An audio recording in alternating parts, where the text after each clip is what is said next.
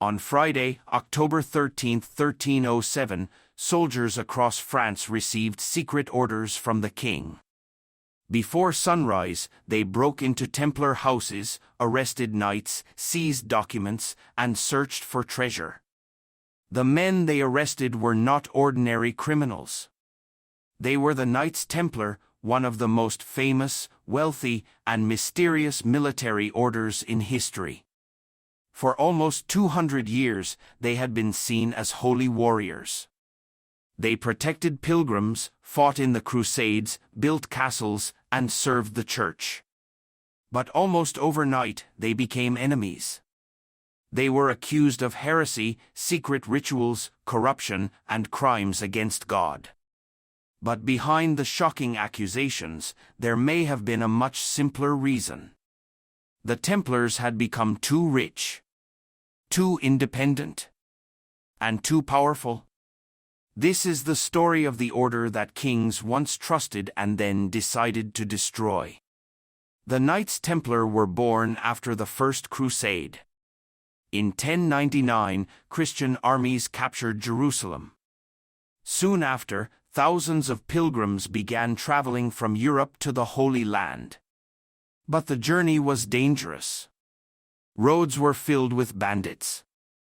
Pilgrims were robbed, attacked, or killed. Around 1119, a small group of knights decided to protect them. Their leader was a French knight named Jacques de Molay.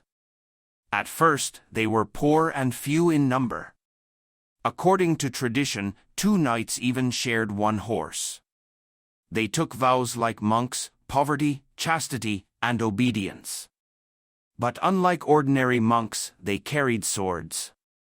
They became known as the Poor Fellow Soldiers of Christ and of the Temple of Solomon. Today, we know them as the Knights Templar. The Templars were something new. They were monks and warriors at the same time. They prayed like religious men, but fought like elite soldiers. Their headquarters stood near the Temple Mount in Jerusalem. Their white mantles with red crosses became known across Europe and the Middle East. At first, their mission was simple: protect Christian pilgrims. But their reputation grew quickly. The church supported them. Nobles donated land, money, horses, and weapons. Kings gave them privileges. The Pope gave them protection. What began as a small group of poor knights became one of the most powerful organizations in medieval Europe. The Templars were feared on the battlefield. They fought in the Crusades and helped defend Christian strongholds in the Holy Land. Their discipline was legendary.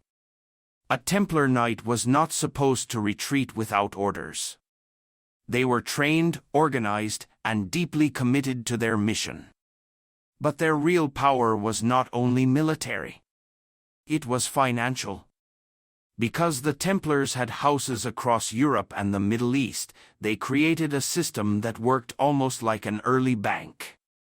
A pilgrim could deposit money in Europe and later receive funds in the Holy Land. This made travel safer and gave the Templars enormous influence. Kings, nobles, and merchants trusted them with money. They stored treasure. They transferred funds. They managed debts. And over time, their wealth became legendary. The poor knights were no longer poor. They had become bankers, landowners, warriors, and political players. But wealth alone did not make the Templars dangerous. Their independence did. The Templars answered directly to the Pope. In many cases, local kings and bishops had little control over them. They owned land in many kingdoms. They built castles. They collected donations. They moved money across borders.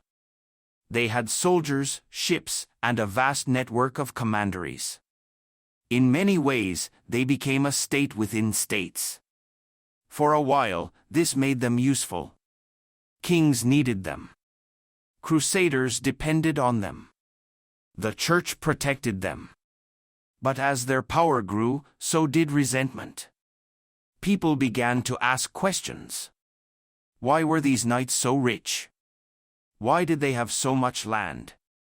What happened behind the closed doors of their order? And after the Crusaders lost their last major stronghold in the Holy Land in 1291, another question became even more dangerous. If the Templars existed to defend the Holy Land, what purpose did they serve now? By the early 1300s, the Templars were vulnerable. They still had money and influence, but their original mission had weakened. And one man saw an opportunity. King Philip IV of France. Philip was ambitious, ruthless, and always in need of money. He had fought expensive wars. He had clashed with the Pope. He had heavily taxed his people. And he owed money to the Templars. To Philip, the order was a problem. They were rich. They were independent. They had influence inside his kingdom. And they did not answer directly to him. So he decided to destroy them. But he could not simply accuse them of being too powerful. He needed something stronger. He accused them of heresy. On October 13, 1307, Templars across France were arrested. The charges were shocking. They were accused of denying Christ, spitting on the cross, worshipping idols, and performing secret rituals. In medieval Europe, accusations like this were devastating. But many confessions came under torture. Some Templars later withdrew their statements. Others said they had confessed only because they could not bear the pain. But the damage was already done. The order's reputation was destroyed. The king had turned public opinion against them. The Templars were no longer seen as holy warriors. They were now suspected enemies of the faith. The Pope, Clement V, was in a difficult position. The Templars were a religious order, and officially they belonged under papal authority. But Philip IV placed enormous pressure on him. In 1312, the Knights Templar were officially dissolved. Their lands and property were supposed to go to another military order, the Knights Hospitaller. But the Templars themselves were finished. Their last Grand Master, Jacques de Molay, was imprisoned. At first, he confessed under pressure. Later, he took back his confession and declared the order innocent. For this, he was condemned as a relapsed heretic. In 1314, Jacques de Molay was burned at the stake in Paris. According to legend, as he died, he cursed King Philip and Pope Clement, calling them to face God's judgment. Whether this really happened is uncertain. But soon after, Pope Clement died. Later that same year, King Philip also died. And the legend of the Templar curse was born. The destruction of the Templars did not end their story. It made them immortal. People began asking questions that still survive today. What happened to their treasure? Did they hide gold before the arrests? Did some Templars escape? Did their fleet disappear? Were they connected to later secret societies? Did they guard sacred relics or forbidden knowledge? Over the centuries, the Templars became linked to the Holy Grail, Freemasonry, lost treasure, and countless legends. Most of these stories cannot be proven. Some are almost certainly myths. But the real history is already dramatic enough. A small group of poor knights rose from nothing. They became warriors, bankers, landowners, and international power brokers. They gained the trust of kings. Then they became so powerful that a king decided they had to disappear. So were the Knights Templar guilty? The answer is complicated. They were not perfect. They were part of the violence, politics, and ambition of the Crusades. They became incredibly wealthy and influential. But the most extreme accusations against them were likely shaped by fear, politics, and torture. Their fall was not only about religion. It was about power. Philip IV did not destroy them because they were weak. He destroyed them because they were rich, independent, and vulnerable. The Templars had once been useful. Then they became dangerous.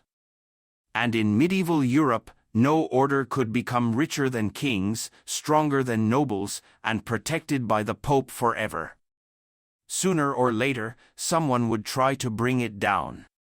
The Knights Templar began as poor warriors protecting pilgrims on dangerous roads. They ended as one of the most mysterious orders in history. Their rise was built on faith, discipline, war, and money. Their fall was caused by ambition, debt, fear, and betrayal. And their legend survived because their story has everything history never forgets: power, secrecy, treasure, fire, and unanswered questions.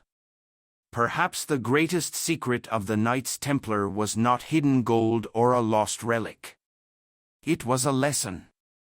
When an order becomes powerful enough to rival kings will eventually decide that it must disappear.